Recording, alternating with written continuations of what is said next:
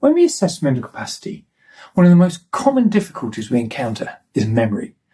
And under the Mental Capacity Act 2005, it's very clear that before concluding that someone lacks capacity, we must take all practicable steps to support their decision making. Now, one of the most effective and often overlooked ways of doing this is something called scaffolding, or scaffolding the conversation.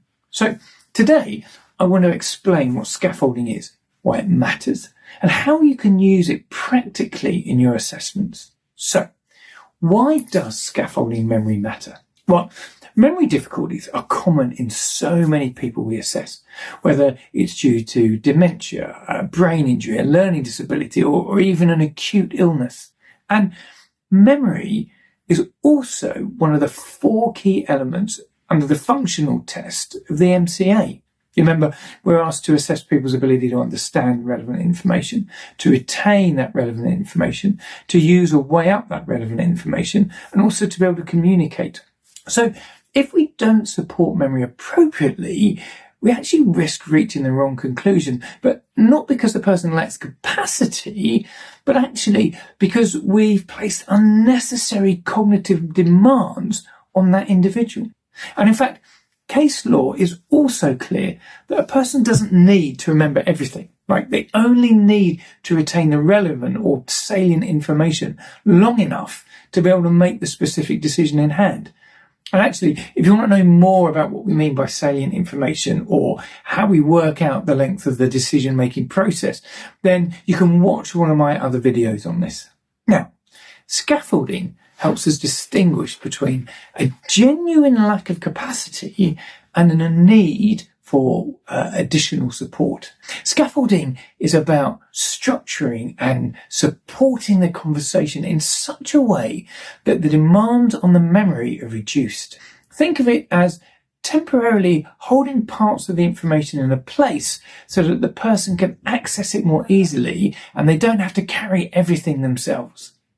It's not leading, it's not coaching, but it's about giving the person the best possible chance to demonstrate their abilities. So, let's look at some practical techniques to scaffold a conversation. First of all, number 1, chunk information. What do I mean by that? Well, that's about breaking information down into small, manageable chunks, like the clues in the title. It's about doing it one point at a time and not providing them with a long explanation. After each chunk, pause, check their understanding, and then move on. Now, this helps with memory, but it also provides clear evidence that you're actively supporting the person's decision making. Number 2, we use visual aids and memory cues. Now, research consistently shows that visual information helps people understand and remember salient information. So we can support verbal information with things such as written notes, cue cards. We use calendars, timelines, or we can even use simple diagrams. Now, these don't have to be fancy. Personally, I love a stickman. I love my little stickman drawing. I've never been complimented on my art skills, but there we go. But these sorts of things help anchor information. Where possible, link new information to familiar routines. For example, relate medication times to meal times. This also helps anchor new information to something that the person already knows and can remember well. Number 3, repetition and reinforcement. Now, don't be afraid to repeat important information. Repeating key points in slightly different ways, using slightly different words, gives the person multiple chances to encode this information. A technique that I use frequently is to summarize the conversation. So, after each chunk, so that whilst this might take a little bit longer, it actually helps provide structure, orientation, and it also reduces the burden of having to hold the earlier information in mind. Number 4, encourage paraphrasing. Ask the person to explain things back to you in their own words. For example, you might say, "Can you tell me what the options are, just so that I know that I've explained them clearly?"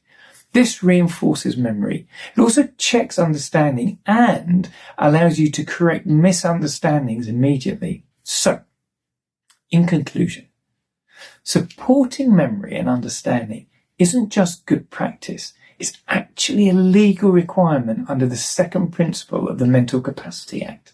Our role as assessors is to give each person the greatest possible opportunity to make their own decisions before we conclude that they can't, if applicable.